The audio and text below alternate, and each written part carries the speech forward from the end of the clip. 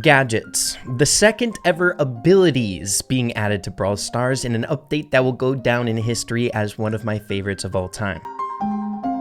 Personally, gadgets are by far my favorite abilities here in the game out of the three: star powers, gears, and gadgets. Not only is it the very first introduction to more advanced gameplay for a player, unlocking it at power level 7, but on top of that, they are by far the highest skill cap amongst the three abilities, seeing that we have a finite amount to utilize in each match, being 3. Because of this finite usage, it allows the abilities that gadgets provide to be very impactful and incredibly unique, unlike star powers and gears that need to be restrictive, because once it's equipped, the brawler has that upgrade all the time moving forward. Now, while gadgets have some of the more creative and impactful abilities here in this game, it also gives way to abilities that seem good on paper, but in the game, it's pretty laughable compared to other gadget abilities, which is what we'll be exploring in this video here today. Gadgets that are so bad, it's hilarious. Now, the way that you can tell a brawler's gadget build is balanced is if you have to ask yourself on a regular basis, which one should I bring into this game mode? There are a ton of brawlers here in this game that have balanced gadget builds. However, there are others who do not, and I think it varies to 2 different degrees. Number 1, a gadget build that has an obvious superior gadget that is just used more often. However, the other gadget still has its use cases. But then there's number 2, a gadget build that is so unbalanced that one gadget pretty much so gets 100% of the gameplay, to the point where even I forget that certain gadgets exist here in the game.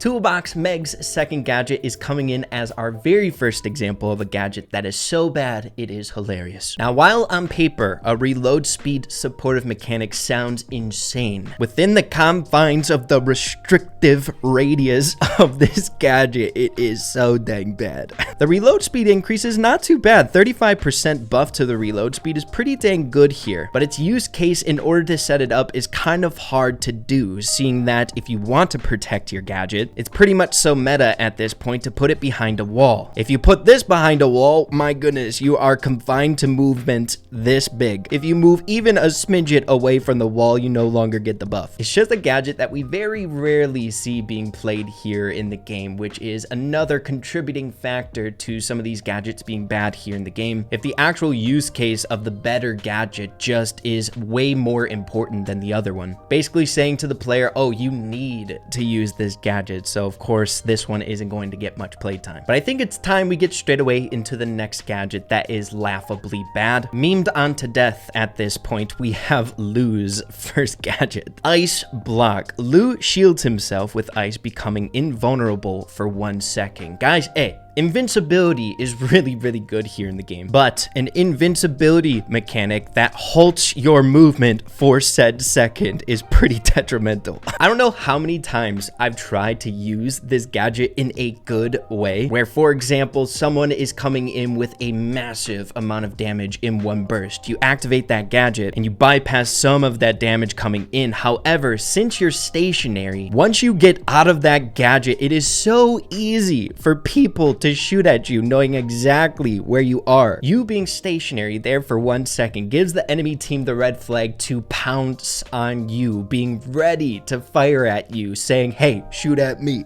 If that wasn't enough, of course, we can draw upon the comparisons that people have made in the past with other invincibility abilities that we have in Brawl Stars, i.e. Max here. She has an invincibility mechanic, however, it is insane for her playstyle, always moving around. The gadget gives her invincibility, but also allows her to dash. It's Lou's, but on steroids. And there are other examples here in this game that kind of fit the same bill, much like Surge's second gadget now, where it's not invincibility, but it's 80% of the damage coming in for 1 shot. But for that 20% difference in damage coming in, you 1, get to move while you're using it, and 2, if you get shot, you get ammo back. It's just so much better. While on top of that, upon the release of Lou's second gadget here in the game, Cryo Syrup, it made Lou's first gadget pretty much so 100% obsolete, to the point where I only see people using Cryo Syrup because it is a phenomenal gadget, being able to add an instant 50% freeze meter to the opponents, potentially stunning them with that gadget is wild. For this next gadget, I have tried and I've tried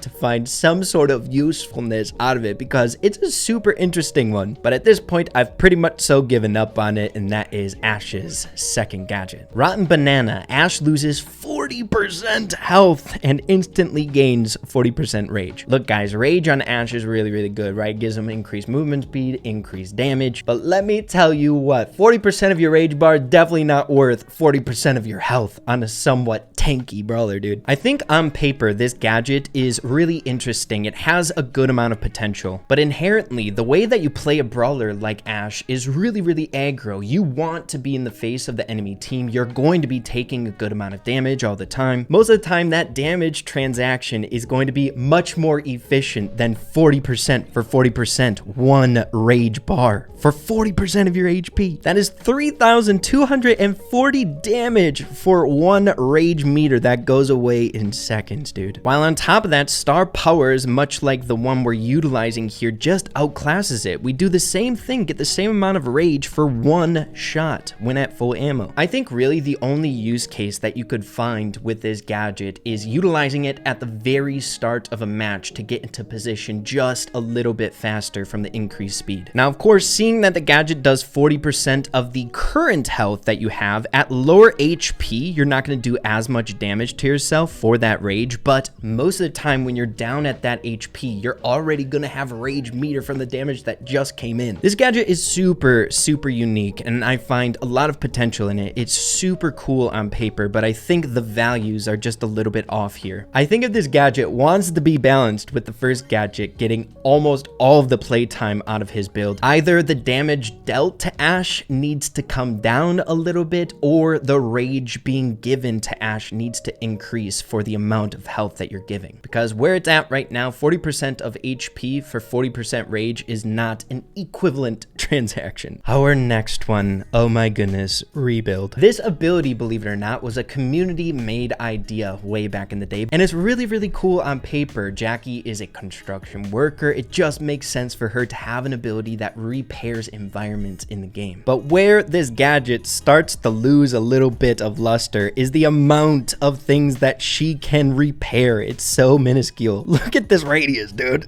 She can only repair stuff within this radius. Oh my god. Now, there are some interesting use cases for this gadget, which I'll be bringing up in a later video here, but it's not so impactful that it makes this gadget the better of the two. It is laughable how bad this gadget is. Poor Jackie just can't keep up with all the destruction stuff out there, man.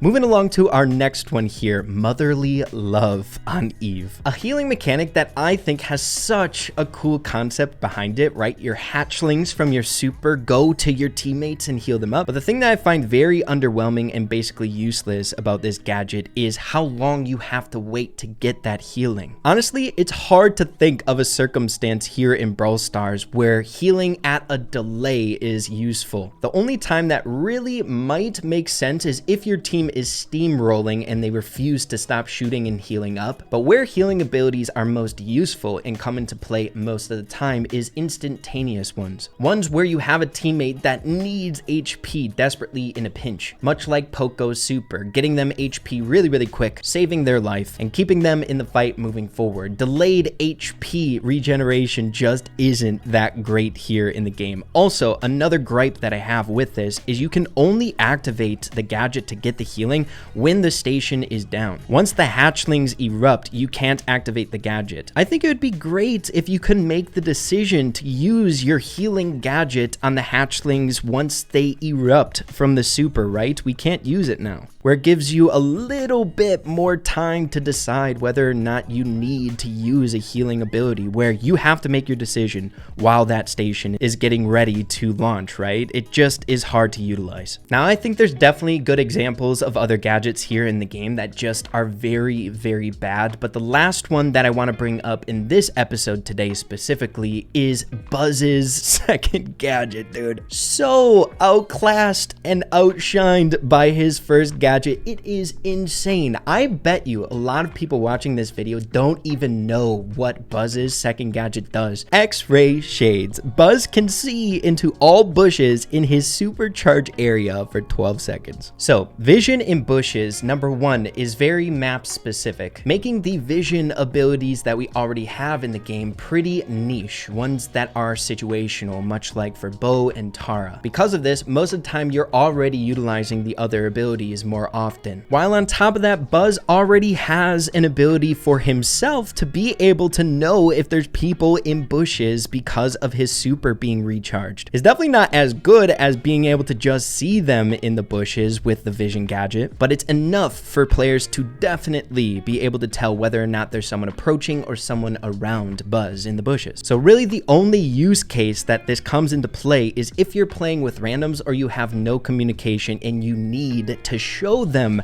that they're in the bushes, where basically this gadget becomes 100% obsolete if you're on comms with friends or something like that, or if you are able to effectively show them or tell your teammates that there's someone in the bush, like shooting or spinning, showing that there's danger there. And I think the most hilarious thing about Buzz's gadget build here is just how outclassed the second gadget is by the first one. It's hard to find a better example here in this game of a gadget build that is more unbalanced than this here. Being able to instantaneously get your super without the stun, not only does it allow Buzz to be played much more aggro, getting increased mobility, but on top of that, its use case in other game modes where instantaneously getting your super, much like Brawl Ball, being able to click that gadget and then you have a super shot is crazy. So yeah, I think this one is wild here and a fine way to wrap up this video. But there you have it, everyone. Some of the gadgets here in this game that are laughably bad compared to the other gadget that the brawler has